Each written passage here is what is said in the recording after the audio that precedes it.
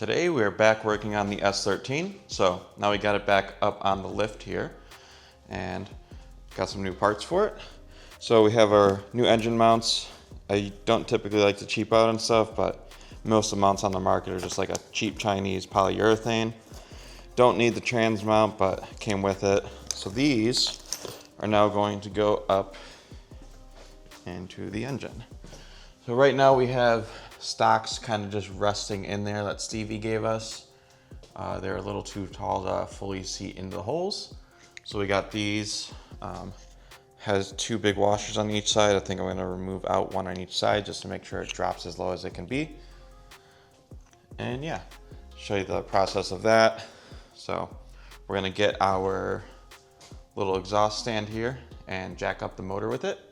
And we can pull out the old mounts, slip these guys in there, and drop the engine back down.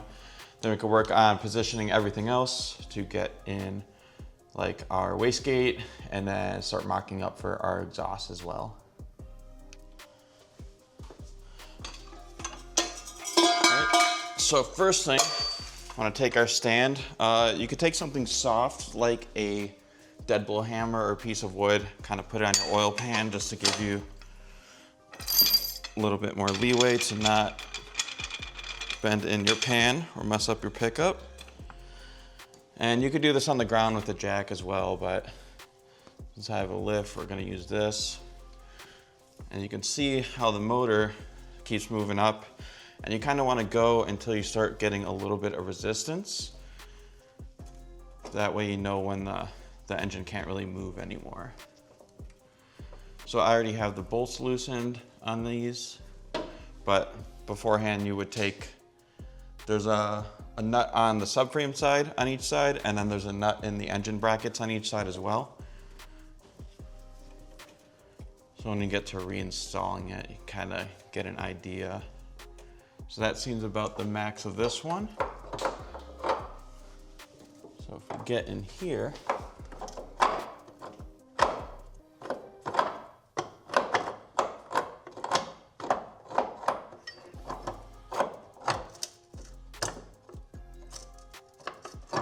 need to go up a little bit more on the engine.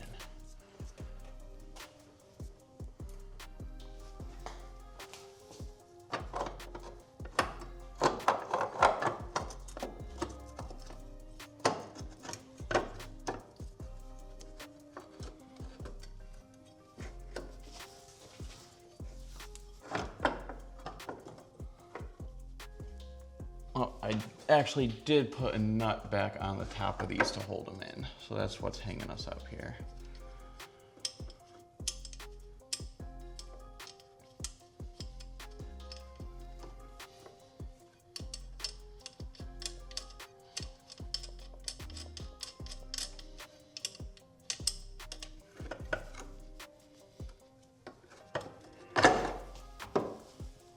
So you have one out. Nut can go back on like so. And then same with the other one. Yeah, I also did put a nut back on this side.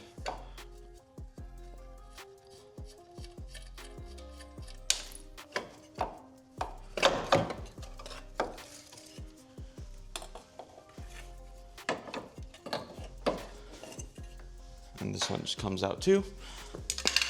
So then when you're going to put these in, you could choose to put in, the bolt has to slip all the way through from the bottom or the top. It just depends which one seems easier for you. And if your brackets allow the bolt to come in from the top. So this one does allow it to come in from the top, so you can start to place it through. And you have to remember that this is an Allen head, so make sure that you have a tighter Allen bolt to get into this hole if you are going to put in the bolt from this direction.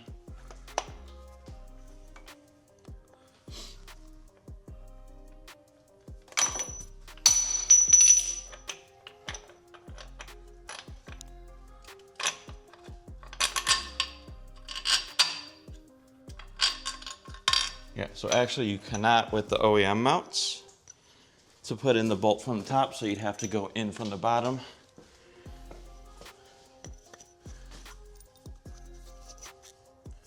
And then you'd put the bolts in from the subframe, and then take your assembled mount and put it mostly through, and you can rest it there. That way when you go to drop down your engine on it, it kind of pops into place.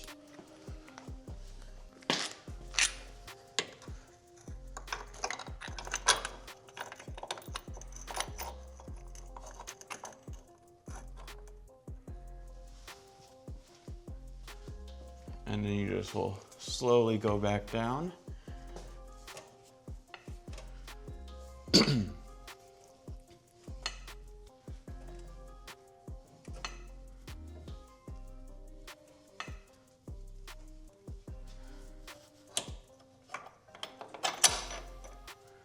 And now you can hear on this side, you start to pop it through. So you want to loosely get on your nuts as you can, because then you can make sure it's not going to fall out on one side. And then you can focus more on angling the other side. So if you try to do both at once, you might like slide the bolt in or out of the subframe.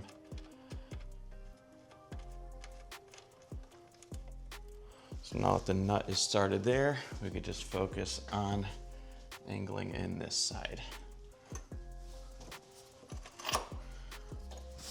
So I can feel that the bolt started over here. I'm gonna lower it a little bit more to get more thread engagement. And grab our washers again and our nut.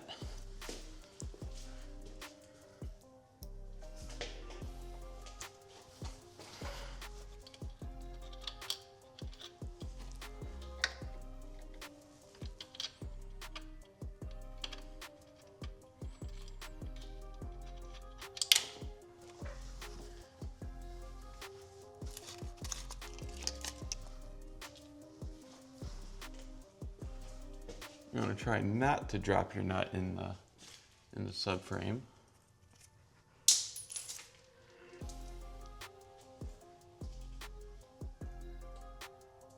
I may need to get a magnet to find this one if I can't see it.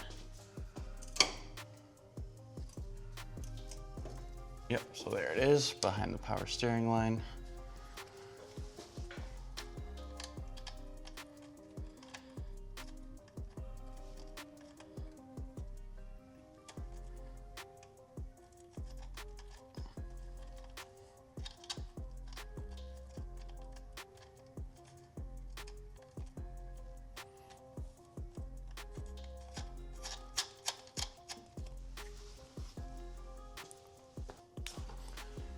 All right, so simple as that. Mount sits in there like that. And here's the second one. So now once you have them both started, just simply lower this until there's no more tension on it. And then you can go back and tighten both of your nuts on the top. You'll probably need to hold the bottoms if it spins, because there is a split lock on there, but that's just normal things. All right, so got the car back up, took off our boost controller off of our wastegate, and now we are getting that back mounted. So I used the old screamer pipe we made and just kind of cut it about flush with the subframe, and we got the gate mounted now. So now we don't really have to worry too much about the turbo lines yet. We can take our measurements, and then our MAC valve has to go back to these two ports on the gate. But now we can kind of figure out if that's exactly where we want the turbo at when we go back down, which I think it is. We got to angle away from the brake master here, come down here and through the rack. So we're gonna have to make a heat shield for there for sure, but that should be relatively good. And then our turbo compressor outlet, let's see. You can kind of see it snakes right around the power steering hose, which we can get a different one later, but we're just gonna try to work with this for now. And then probably come back over and reuse most of the piping of what we have, just due to the deadlines. All right, so back to the turbo. We are locked down where we wanna be, just like we showed earlier. So now, to fabricating the exhaust, we get all of our material from Stainless Bros. It's also Tycon Industries. It's really good material. So this is a G25 specific flange. I believe this one fits the G30s as well until you get to the 42 frames. Then we have a V-band clamp. So we're basically just gonna play Legos, put that on there, fit up a pipe, and just keep building downwards until we get to where we want along the frame rail. Pretty simple. Start off with like a 90, and then if we have to jog back over to the side, whatever angle we can get out of turning it this way, and then also the pipe angles. So it's a bit to go over, but when you watch it, actually looks a lot more simple over. Okay, so the main idea for kind of mocking up your piping is kind of hold it roughly in the area that you want, and then you can eyeball where the flange would intersect with the pipe. So roughly about here, and then you take it over to the bench, make your cut. So we're talking about that much off. We're gonna go do it on the table saw, our little portaband setup we have. Cut this down, refit it up, kind of see where it wants to sit in the bay if it worked for us. And then once that's set, we can tack it to the flange and start building other tacks on the bottom of that until we get to where we need. All right, so now that we have our flange tacked to our cut pipe, we can just refit it back onto the turbo.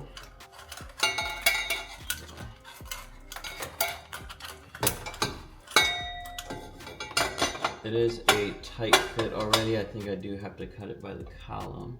Yeah, so I just need a little bit of trimming, maybe about 3 inches, because right around here is where it's hitting the rack. So we'll come up to here, cut it, and we can add some pie cuts to kind of start angling it out of the way. All right, so now we have the shortened section. Now this should fit on there, no problem. It just slides into the flange of the turbo. There's like a male indent on the downpipe side. And you kind of want it tight enough to where it'll stay, but loose enough to wiggle around so that you can maneuver it and see where it wants to end up being. So you can see we actually didn't trim enough because we're basically right up against it, and we don't really have room to wiggle away from our manifold at the moment. So if we cut probably another 4 inches, then that'll give us enough wiggle room to kind of get closer to the floor pan, and then we could ride it along the rail. That way we don't want to go too low and have it as more of a scrape point, even though we do have the CD, and this is going to be our lowest point of the car. Brand new transmission, maybe 5 events on it, and rode through that already. All right, so we're back under the car. I started mocking up more of the downpipe now. Had to trim a little bit. So you see, you just kind of get all these pie cuts here. So we got these from Stainless Bros as well. And you just kind of work out the angle of each and try to get it around to where you want. So you can see we're really tight to the manifold, but we have space here. And same with the steering column or steering shaft. So you don't want to do too many at once because the stainless is going to pull on you when you weld it. So I'm going to pull this out like this. I think we have 3 or 4 pieces. Going to tack them all up, put it in, and then work our way down some more. And once we get down to this open area, we could put our flex joint in and then just kind of follow the same direction as the stock exhaust system. But we are going to remove this and just do either a straight pipe setup for now, maybe add a resonator or muffler down the road. All right, so here's the downpipe out of the car. And then there are small little ways you can move these pie cuts if they're not fully center. So that's why you want to tack one piece at a time. So we are running very low on gas. So I think we might only be able to get the tacks on these instead of welding out all the way. So we'll just knock this out real quick and go from there.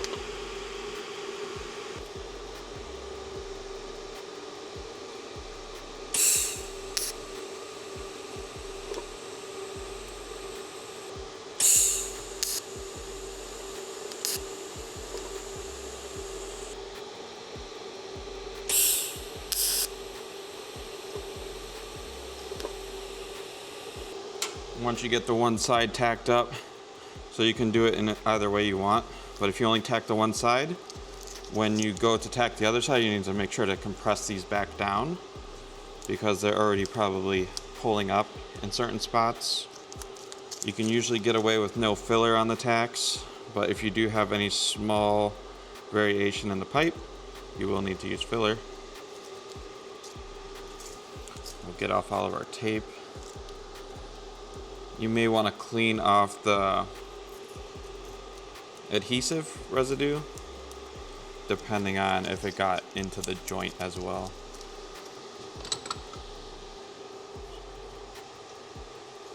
So you can kind of see how we have a little bit larger gap here, but these are all tight. So I'm gonna tack all these tight ones and then push this one in and try to get it a lot more closed up.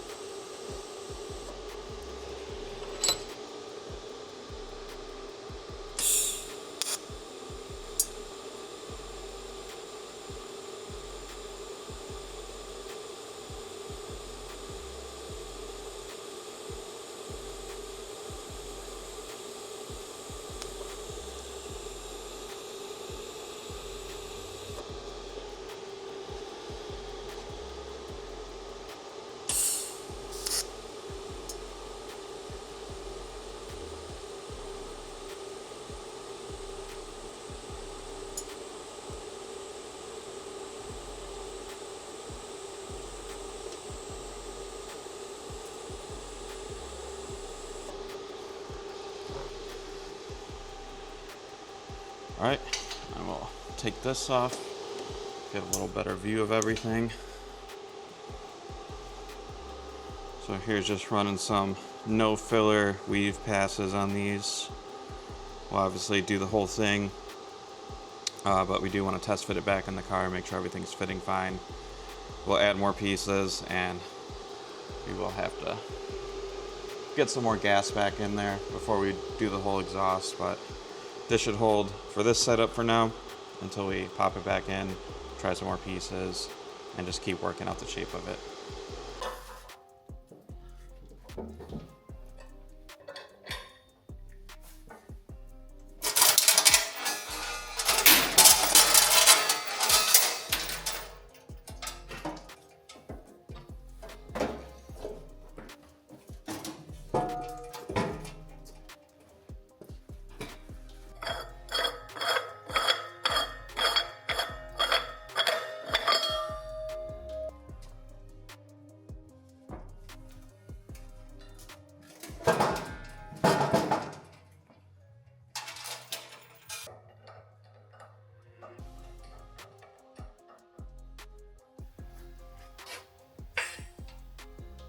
All right, so here are those pieces all tacked up and in the car. So now you can see our wastegate is routing around the left side of our steering, and now we have the downpipe going around the right side. Plenty of clearance on each side. We're not going to be routing this back into the exhaust, so we're just going to have a screamer pipe. We do still have to rotate our wastegate hat, but once we get this all situated and the downpipe out for the final weld, we can situate the fittings there. But now we're just going to add some more pie cuts to snake back around this, and same situation, get these tacked up, start building it out, And then we can get down to our main area, and then it's pretty much free roam from there.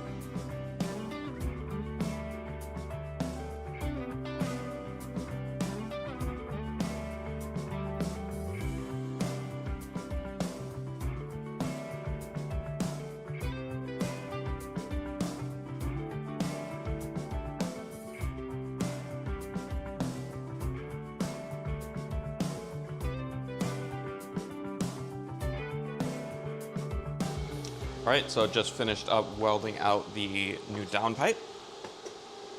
So here is everything we got going on.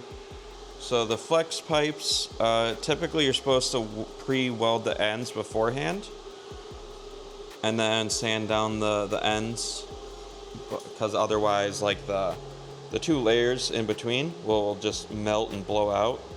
So it is typically easier to pre-weld those and do that, but I didn't, so had to just pump it full of filler in some spots.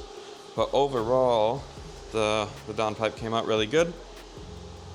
There's the full view. So we're gonna pump this back in the car one more time, see where our O2 is gonna be, pull it out, weld that on. But as far as making the main downpipe, this is pretty much it. Just final bung. So we'll just make it back over to the car and stick it back on the turbo.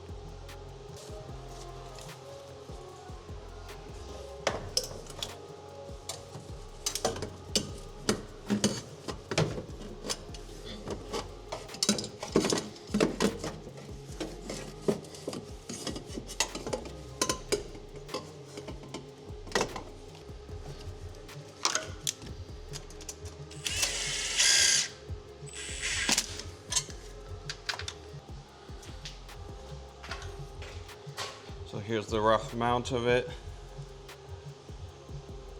And then we'll just go back up on the lift, position it where we need to. We're also gonna make a bracket that bolts to the transmission, and that'll keep it from rotating each direction because it is on a V-band and the weight of the exhaust can pull it in either direction because we don't want to hit our manifold or our steering shaft.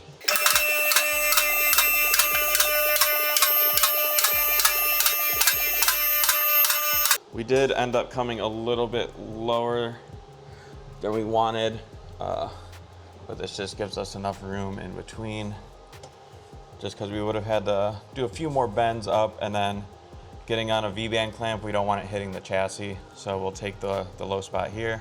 Wideband sensor in here, gonna mock up that up. We do have an empty bolt hole that wasn't used by the previous owner, so we'll probably just bolt a quick bracket to here, and that'll set it. So we can move this back over from the steering shaft. So we kind of hit the manifold, hit this, split the difference, and then that'll give us adequate room on either side. So this is where we end up. And I did not order as many pie cuts and bends as I thought. So what I think I'm gonna do is cut off this flange of this exhaust that we're currently using, weld on the other V-band, and then just attach one straight pipe in between these.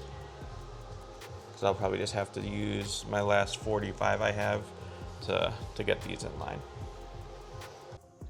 All right, so here's the finished product. We got our O2 sensor on, easy access to change it. And we also made a bracket. So now only the flex joint moves as it's supposed to. We just kind of cut up a piece of old cutoff piece from the piping and then just bent it into shape and kind of tacked it up to the pipe because we didn't have any like flat stock. There's a better view of that. Didn't get the whole thing, but it's really not a big deal. It's not a stress point. So overall, that's going to be it for this video. We'll get some more fab done. Just do this mid-pipe section. Probably won't make that on camera. And next we'll get to the injectors and the intercooler piping. And then hopefully after that, we can get it all fired up. I should have the rest of the wiring done as well. So catch you guys in the next one.